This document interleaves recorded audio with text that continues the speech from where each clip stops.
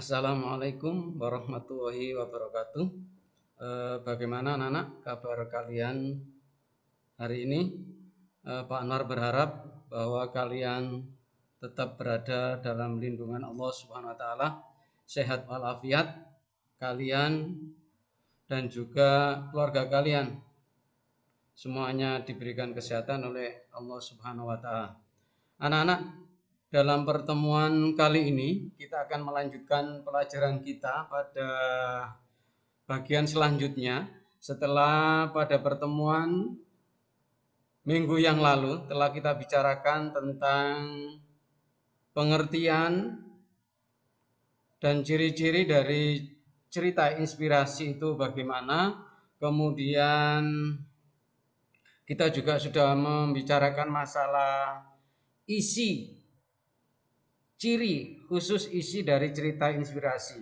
Artinya apa sih yang membedakan cerita inspirasi itu dengan teks diskusi, mungkin juga dengan pelajaran yang telah kita pelajari cerpen, ya kan ya.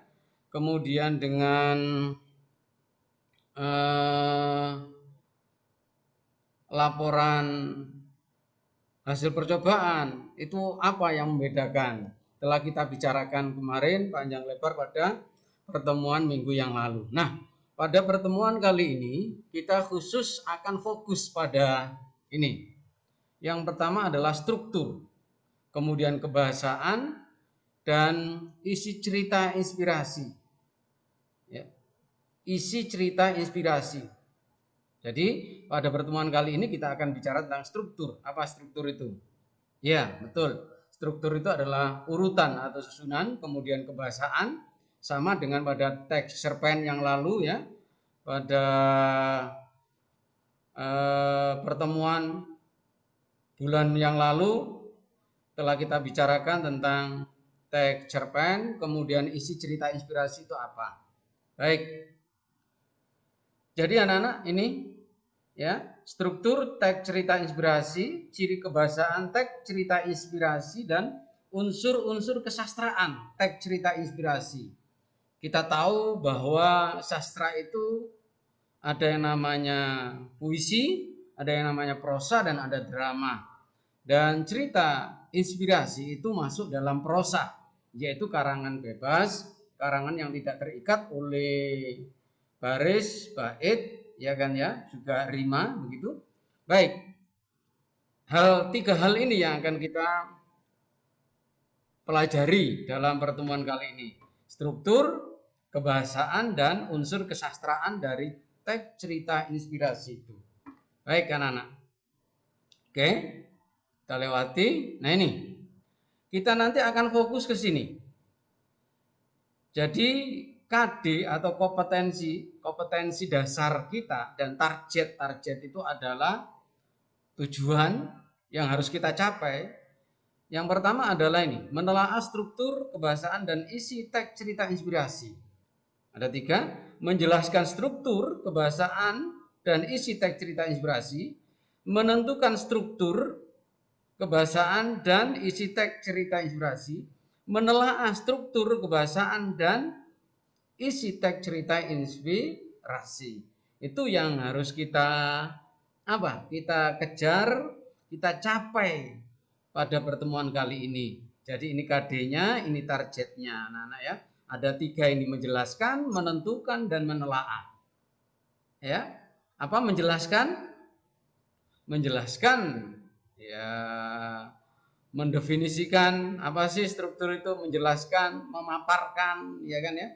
Menentukan, oh ini bagian kepala, ini bagian badan, ini bagian ekor. Kalau dulu di kelas 7 ada cerita fantasi, ya kan ya, atau fabel, ada orientasi, ada komplikasi, ada resolusi, dan ada koda. Nah, kemudian menelaah struktur, ya, menelaah, mempelajari lebih dalam. Itulah target pelajaran kita hari ini yang harus kita capai. Nah ini, indikatornya apa kalau kita sudah dikatakan mencapai target tadi? Jadi targetnya sudah tercapai, itu tandanya apa? ada namanya indikator pencapaian kompetensi. Nah ini adalah indikatornya. Menelaah struktur kebahasaan dan isi cerita inspirasi. Itu yang akan kita pelajari ya dalam hal ini. Kemudian, nah ini menelaah, coba ini. Ini ada contoh dari cerita inspirasi. Oke, ada berapa paragraf ini? 1, 2, 3, 4, 5, 6, 7. Ada 7 paragraf. Perhatikan paragraf pertama. Pada masa dahulu ada seorang anak laki-laki. Dia cerdas, berbakat, dan tampan. Sayangnya, dia sangat egoistis dan mudah marah. Tidak ada yang mau menjadi temannya. Sering dia marah-marah dan mengumbar kata-kata yang menyakitkan kepada orang-orang di sekitarnya. Orang tua anak itu sangat cemas dengan temperamen anaknya. Mereka berpikir apa yang harus mereka lakukan. Suatu hari ayahnya mendapat suatu ide. Dia memanggil anaknya dan memberi palu dan sekantong paku kepada anaknya. Sang ayah berkata, setiap kamu mau marah, ambil paku dan tancapkan ke pagar tua depan rumah kita sekeras mungkin. Anak-anak bisa pelajari di buku kalian halaman 153. Selanjutnya, pagar kayu itu ternyata sangat keras. Palu yang digunakan cukup berat. Karena anak laki-laki itu begitu beringas, pada hari pertama saja dia sudah menancapkan 37 paku. Hari demi hari, minggu demi minggu, jumlah paku yang ditancapkan semakin lama semakin berkurang. Setelah beberapa waktu, anak itu mulai paham bahwa menahan amarah itu lebih mudah daripada menancapkan paku ke pagar. Suatu hari anak itu tidak lagi memerlukan palu dan paku. Dia telah belajar menahan amarah dengan baik. Lalu dia datang ke ayahnya dan bercerita tentang keberhasilannya menahan amarah. Sekarang, setiap saat jika mampu menahan amarah dalam sehari, cabut paku yang sudah tertancap di pagar. Sekian waktu berlalu, akhirnya sang anak bangga setelah semua paku tercabut hilang semuanya.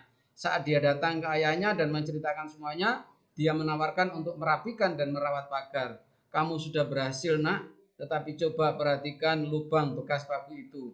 Pagar itu tidak akan bisa menjadi seperti semula, sudah cacat. Hal yang sama terjadi saat kamu menyakiti orang dengan ucapanmu. Kata-kata meninggalkan bekas luka di hati, sama halnya lubang bekas paku di pagar. Ingat, kita harus memperlakukan setiap orang dengan sayang dan hormat. Sebab meskipun telah memohon maaf dan dimaafkan, luka di hati tidak akan pernah hilang. Nah, anak-anak, cerita yang ada berapa paragraf tadi? 1, ya, 1, 2, 3, 4, 5, 6, 7. Ini ternyata kalau dilihat hampir sama dulu seperti di kelas 7. Kalian telah mempelajari cerita fantasi, fabel ya. Ada bagian-bagian. Yang pertama itu namanya adalah orientasi, perkenalan.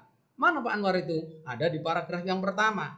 Mengapa paragraf pertama itu disebut orientasi? Karena di sini hanya sebagai pendahuluan, mengenalkan tokoh, mengenalkan latarnya, ya anak laki-laki. Itu namanya disebut sebagai orientasi. Kemudian mulai ada perumitan peristiwa, perumitan, persoalan, permasalahan yang dihadapi oleh tokoh dalam cerita itu.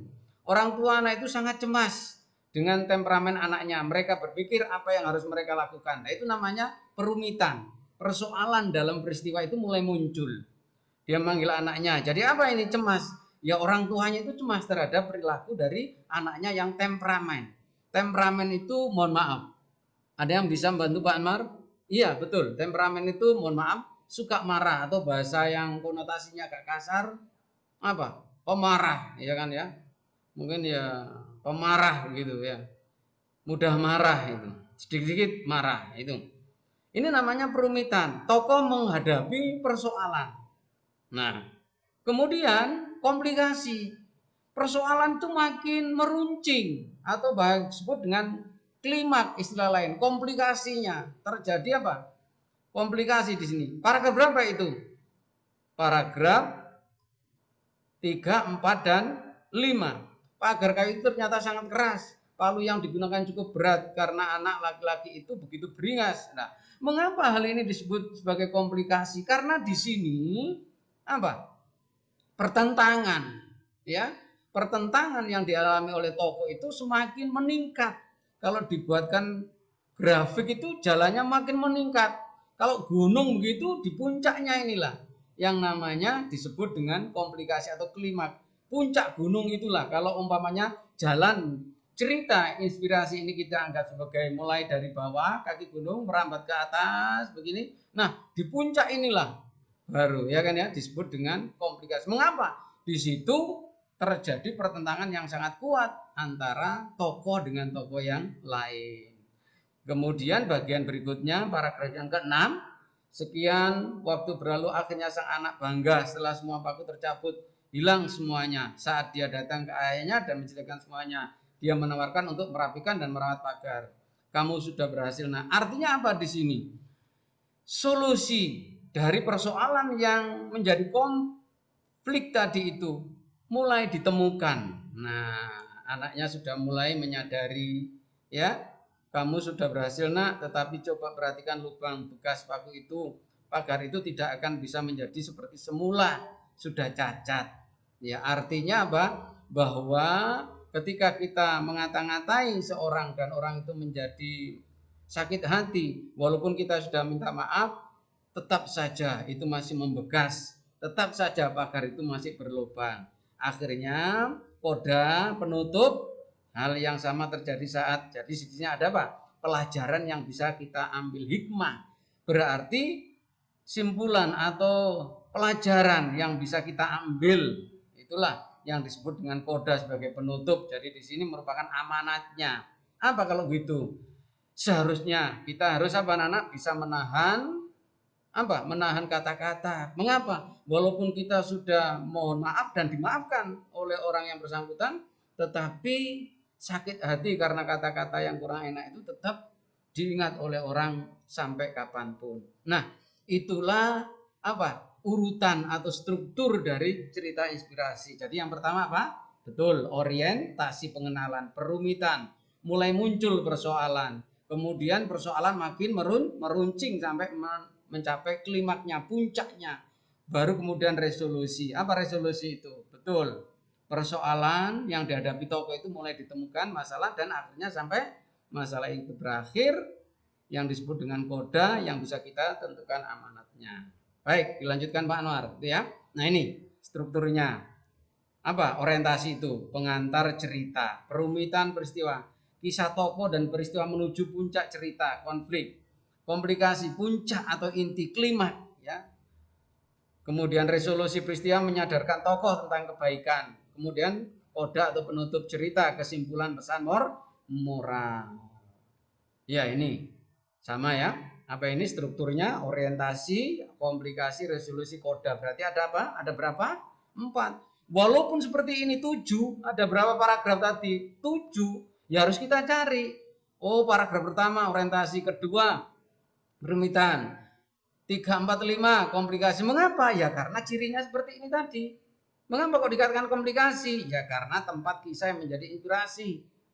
Ya, puncak. Kemudian resolusi dan koda. Nah, ini sedikit juga saya tambahkan. Apa ini? Ciri kebahasaan, penggunaan diksi berdasarkan makna denotatif dan konotatif, makna sesungguhnya dan makna kias. Macam-macam diksi, sinonim, bersamaan kata, lawan kata. Jenis-jenis kalimat yang muncul dalam cerita inspirasi itu bisa kalimat tanya, perintah, berita. Konjungsi, kata sambung, bisa konjungsi koordinatif dan serta atau korelatif, baik maupun subordinatif setelah, sebelum, jika, antar kalimat, walaupun. Inilah ciri kebahasaan dari cerita inspirasi. Yang terakhir anak-anak, unsur intrinsik. Nah, apa? Unsur yang membangun dari apa? Unsur intrinsik itu adalah unsur yang membangun cerita dari dalam. Apa saja itu? Tema, amanat, alur, penokohan, sudut pandang. Tema, topik, ya, tema itu gagasan yang melandasi sebuah cerita. Seperti kalian, saya tanya, anak-anak tentu kenal dengan apa? Cerita Simalin Kundang. Simalin Kundang itu tema atau judul? Itu judul. Temanya apa? Anak durhaka. Itu contohnya. Amanat, pesan yang bisa kita ambil, hikmah, alur jalan cerita. Ada alur maju, alur mundur, bahkan ada campuran, penokohan, ya, perwatakan, sudut pandang, posisi penulis dalam cerita itu. Seperti pada cerita tadi itu adalah apa? Sudut pandang